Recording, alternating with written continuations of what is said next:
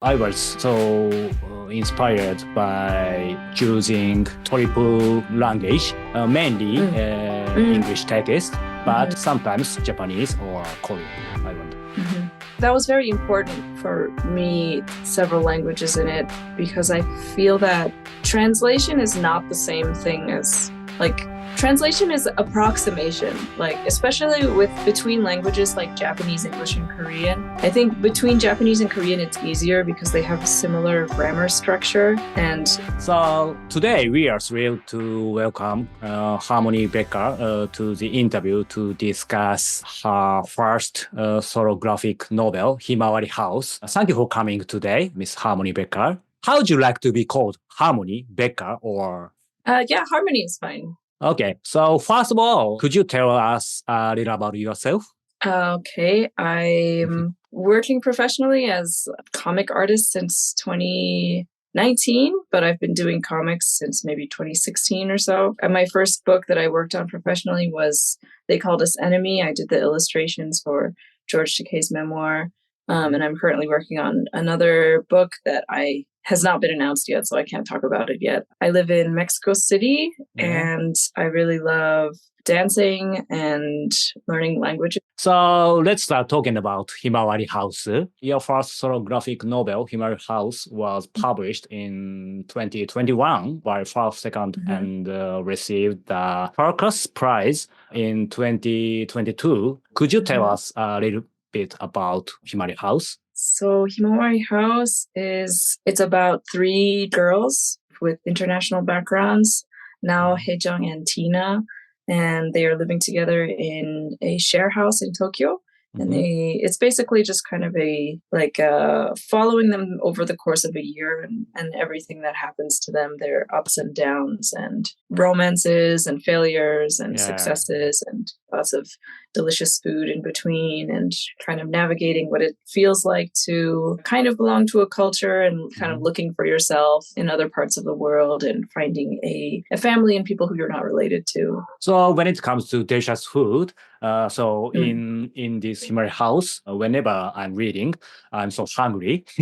So, especially description of Japanese food, it's so delicious. So about that, do you have any tips? Do you have key to success to describe so delicious food, especially Japanese? I wonder. She's a very good cook, and she also has she's like Nikkeijin also. Oh, really? And she has very descriptive vocabulary when she talks about food. So I think maybe I was a little bit inspired by her as well. Thank you. So when it comes to Nikkeijin, Japanese, so related to that, I wonder, why was Tokyo chosen as a setting, and does it relate to your identity or originality? Not really. I don't know why I think it just seemed like an easy place and, big enough where it could be sort of like anywhere. But I've never lived in Tokyo before. So Never?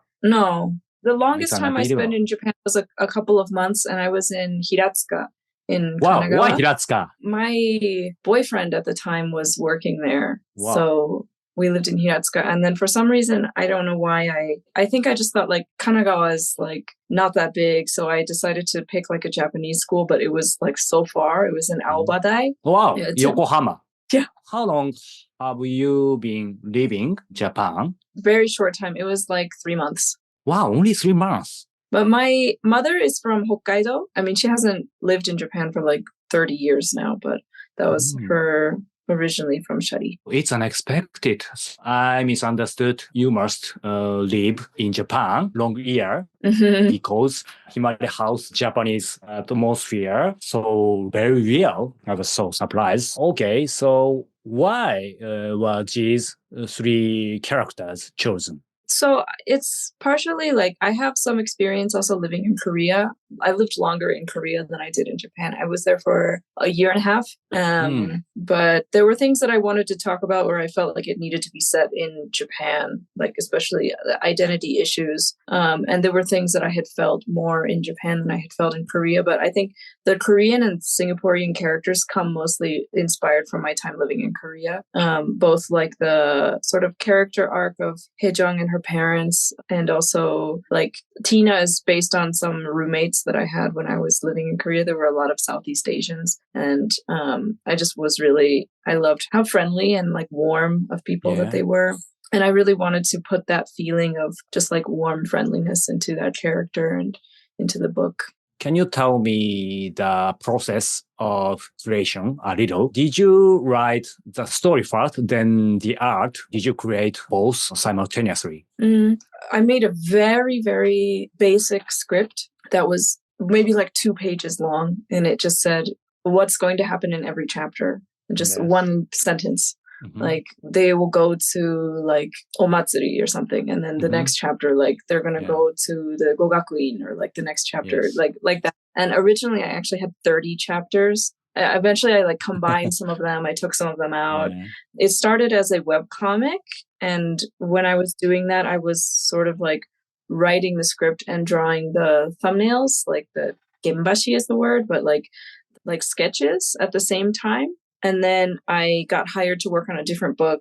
And during that whole time, I wasn't working on Himawari House at all, but I learned how to work from a script. And I realized it's probably kind of easier to change things if you write it first and then go back and draw it afterwards. So after the 7th chapter or so, I switched to writing a script. And then after the script is finished, then I did the sketches. And what was the aspect you were most particular about in this work? Like, what was I most like?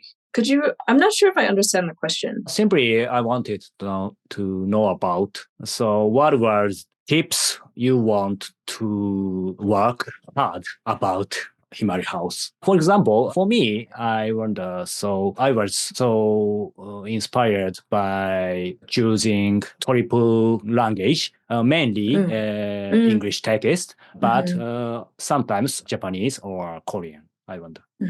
That was very important for me, several languages in it, because I feel that translation is not the same thing as like translation is approximation, like especially between languages like Japanese, English, and Korean. I think between Japanese and Korean, it's easier because they have similar grammar structure and same like base in Chinese. But between English and Eastern languages, it's so different that when you translate, you don't get the same nuance, and the meaning sometimes totally changes. And so sometimes when I would read manga that was translated from Japanese, I would think like, what are they actually saying here? Like, what was the original sentence? And I always like had that doubt in my mind, like, is this what they actually said, or did they mean something else? Or sometimes, when you watch the subtitles of a foreign movie and you know both of the languages, you realize like, oh, that's not what they said. And so for some reason, it was very important to me to have both of them written down. I think maybe just